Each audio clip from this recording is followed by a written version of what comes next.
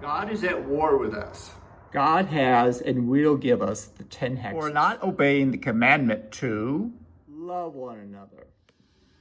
the virus, riots, fires, hurricanes, earthquakes, power outages, from hacking and from disasters, food shortages, from the virus and roads that are damaged, from disasters, flooding, World War III, and the U.S. will lose.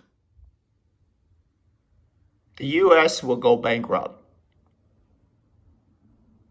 This is the paper I wrote concluding God's 10 hexes. I called this paper God 10 Hexes, and I saved it. Look how many kilobytes was brought up. Check it out. 666 kilobytes. Now that is the bad news, the negativity. Now I'm going to bring a message of hope for all of us. As we celebrate this new decade, the official start of the vision, I call it the Vision 2020, when actually the decade of 2020 begins, is this year of 2021.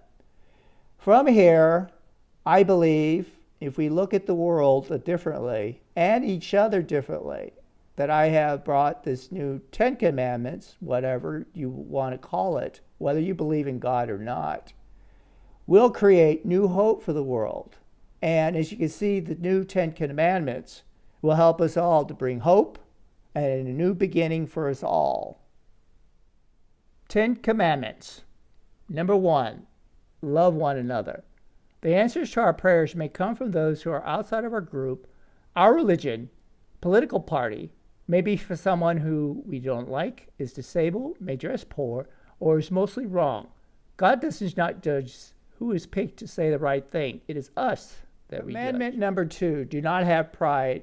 It is here, especially, that suffering shall originate from. My parents told me my religion, political party, are the good guys, and is always right. Those outside of it are not.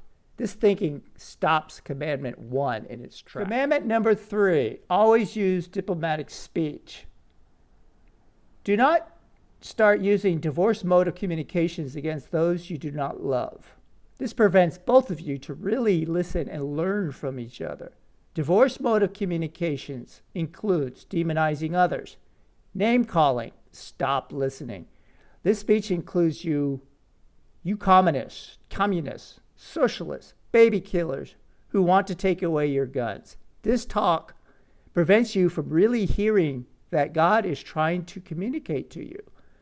You are burning the bridge to wisdom from God, because God does not use people who may be not like yourself or have ideas outside of your understanding.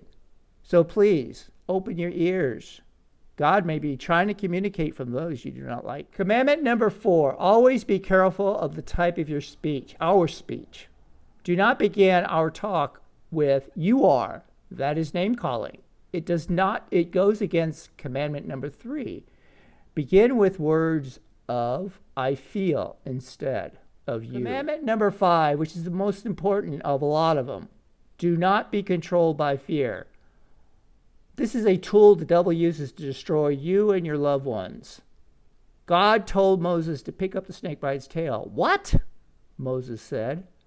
But after Moses did it, the snake turned into a big stick, harmless stick that was used to part the sea to freedom from slavery.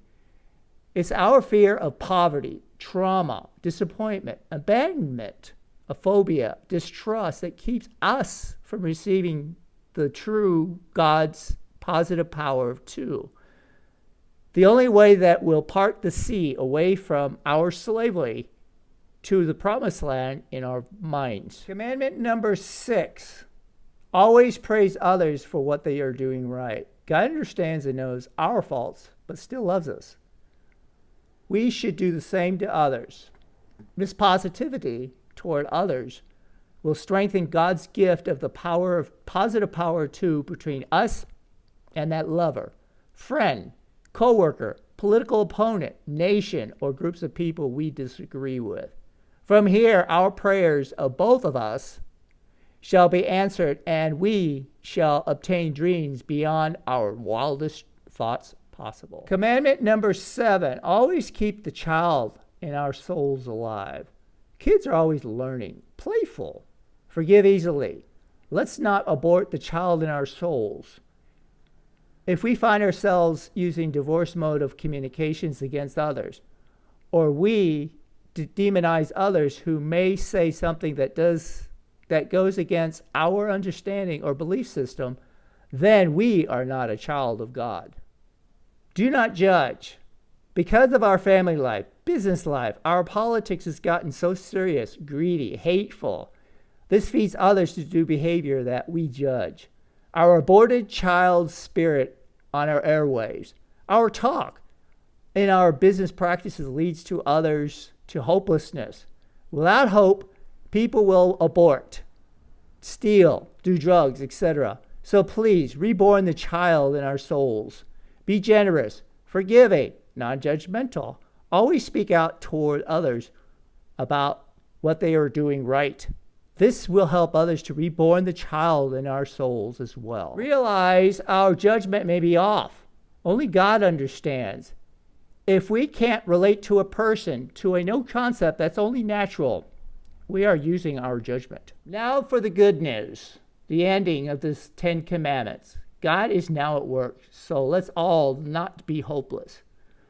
God has been learning from all our experiences, good and bad. From this, God is now calling all great religious leaders and prophets of the past, Moses, Muhammad, and others, to come together spiritually to bring a new dawn of hope to the world. The Messiahs, Messiahs with an S, are here.